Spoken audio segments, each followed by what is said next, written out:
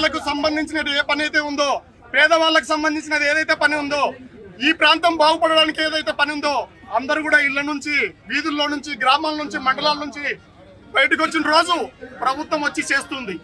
పత్రికలుగా మీరు మాకు సాయం చేయండి. ఎందుకంటే ప్రజాస్వామ్యంలో మీరు మూల స్తంభాలు, 4వ స్తంభం మీరే. అలాగే ప్రతిపక్షాలు ఏ పార్టీ వాళ్ళైనా సరే ఖాళీగా ఉండకండి.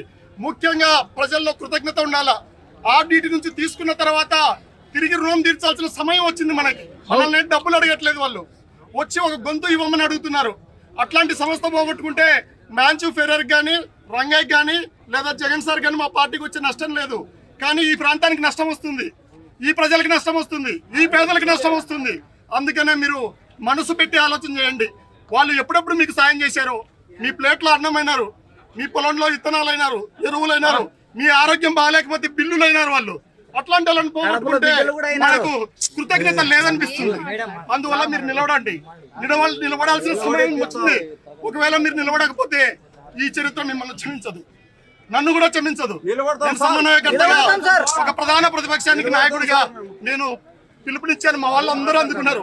వాళ్ళకి నేను శిరస్సు వంచి నమస్కారాలు తెలియజేస్తున్నాను. ఎంతో ఓపికతో జిల్లా అధ్యక్షుడు కానీ, చైర్పర్సన్ కానీ, వచ్చిన మహిళలు కానీ, ఇంకా మహిళల సంఖ్య కూడా పెరగాలని కోరుకుంటున్నా. Thank you. ఇంతటితో మీరు ఆగిపోవద్దు, నేను ఆగిపోవట్లేదు.